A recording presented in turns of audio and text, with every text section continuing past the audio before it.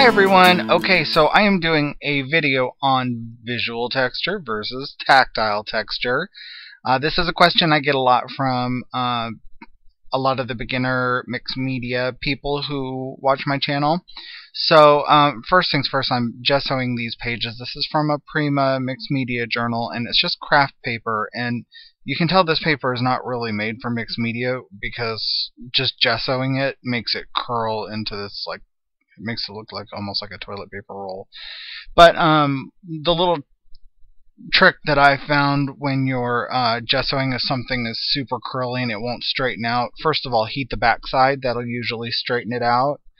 And apply a layer of gesso to the back of whatever it is you're working on if it's curling up. Usually that will give both sides the strength and stability it needs to lie flat.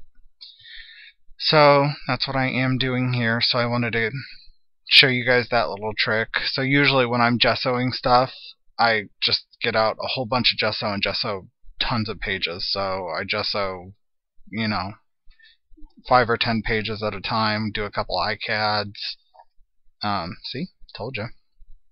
That way I don't have to get the gesso out again, and yeah, I have a bunch sitting there waiting, ready.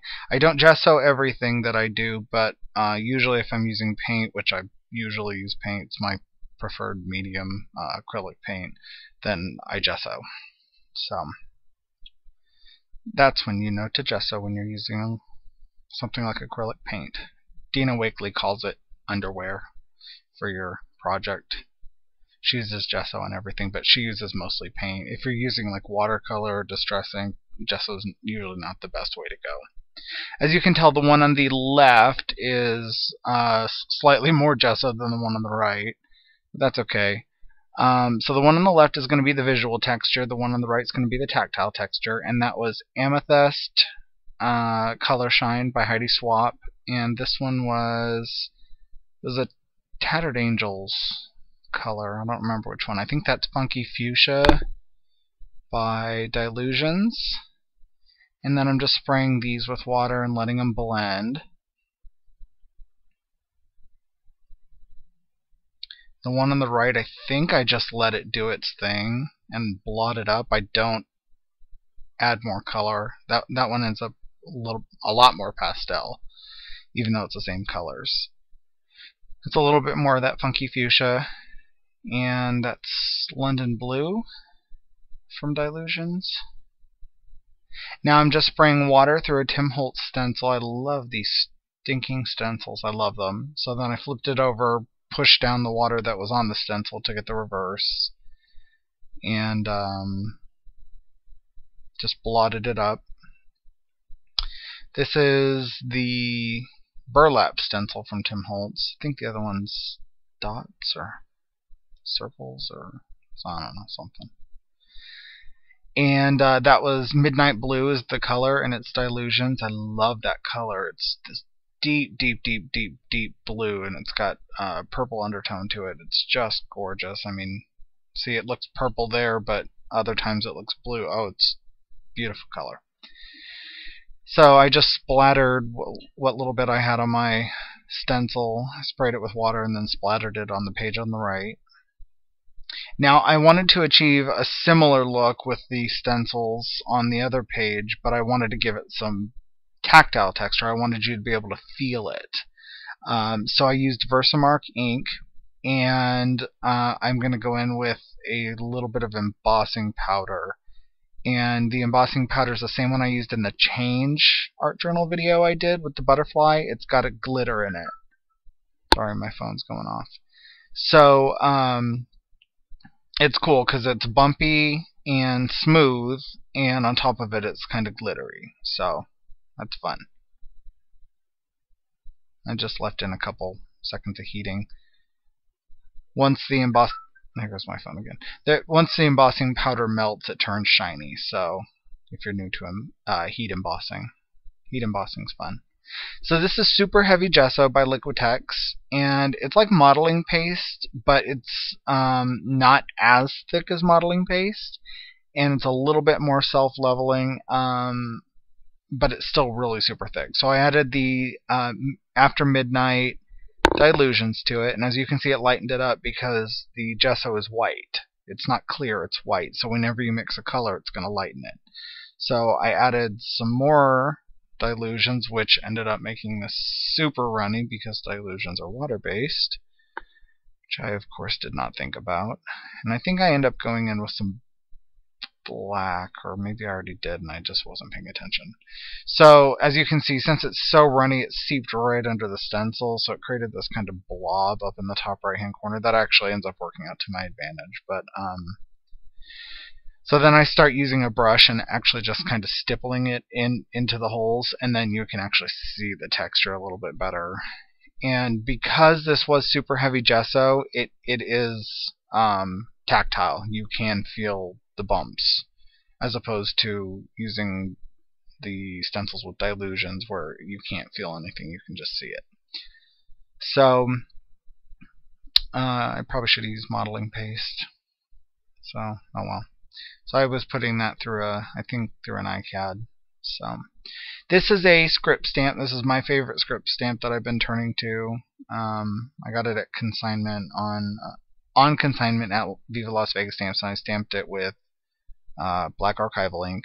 This is a Stabilo pen. I'm creating faux stitching around the edge of the card or art journal page, and the reason I'm doing the faux stitching is because I'm going to use my sewing machine on the other page for tactile texture.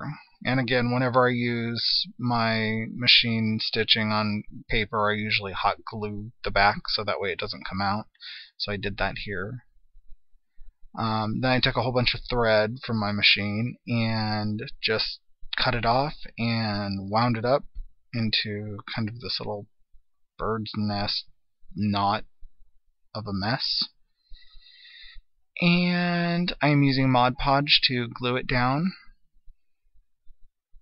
Okay, so now going back to the visual texture page, this is a collage element I got from a magazine. It's just a picture of a lightning bug on a blade of grass, and I'm using sepia accents to glue it down. I was going to use Mod Podge, but the Mod Podge would have reactivated the dilutions and colored the image, and I didn't want all that. So you'll see in the pictures that it's not all that flat. It's kind of bumpy. Sorry for the noise. It's kind of bumpy, but oh well, it is what it is. You know me, I don't aim for perfection. I just aim to have fun and try to make cool stuff. So I'm using my Stabilo pen. I love these pens. I love these stupid pens. And this was the brush tip, and I just went around it just to make it help it stand out against that busy background. This is the Stays On Metallic in silver. And again, you have to ink it up every single time. Kind of a pain. But it ends up being worth it because these ink pads are gorgeous. Okay, I'm back. Sorry, I had to go answer the phone. I cut out the footage of me screeching. Oh, I mean singing. So anyway, I'm stamping with these little alphabet stamps. And as you can see, I wrote the letter on all four sides of these stamps, so that way I can easily find the letters. And I gotta tell you, they go so much quicker this way. So let's see, what am I doing? I'm drawing. I don't know why I didn't cut that out for you. Sorry. I just did a little bit of just journaling underneath there. I don't know, about maybe being bald, since you can see my bald spot. So there you go. I don't know what it was about, but there you have it. A little bit of distress ink, black soot, right around the edges. I usually ink the edges of everything because it frames the page in, or the iCAD, it just finishes it up. So this is modeling paste, and I'm going in with a little bit of, I'm going to move the mic, sorry. I'm going in with a little bit of black acrylic paint, and I think this one had some shimmer in it. Artist Loft came out with a bunch of new shimmer paints, and holy crap, they're awesome. I just painted a background, and I just painted it straight on, and it's gorgeous for a new art journal page. So I'm using an old gift card to scrape the modeling paste through this Crafter's Workshop stencil. And it came out kind of blobby in areas, but that's to be expected since I'm building up all this texture over here. So I just used a sword brush. This is from Simmons. I love this angled sword brush. It's great. And just a little bit of water, and I just kind of cleaned up the edges that I thought looked really kind of crappy. I don't care about perfection, but I wanted it to look better than that. So during this time, I was obsessing on season 2 of Orange is the New Black.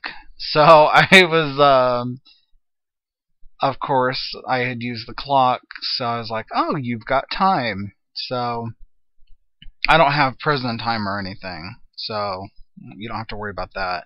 But I love that show. I cannot even tell you how much I love that show. So I was using the little scraper thing just to fix the V. It didn't come out very well. So fix the V. Yeah, Clay and Coffee, you can comment on that. Fix the V. Go ahead. So there we go. There's okay, let's switch this because this is how we started. There's visual texture versus tactile texture. I think that's how I had it in the beginning. I don't know. I don't care. It's early. And I did 2 pages already with similar products. So yeah, I used that background stamp and then the thread to kind of mimic the swirliness. So there were a few differences. Obviously, modeling paste, you have to, I mean, it's going to be different when you're trying to do thicker, medium, you know, versus this is pretty much just flat. There's nothing on it. The only thing that's been glued down is that collage image. Whereas this one is extremely thick and goopy. There's lots and lots and lots of texture on there. So, so yeah, 2 similar yet different pages using these same products. And I probably should have made them so that they met like this, so then I could know that they went together. But now we'll just pretend like I didn't want those similar pages next to each other. That's how we work here at Imperfect Impulses. Alright guys, thanks for watching. Talk to you soon. Bye.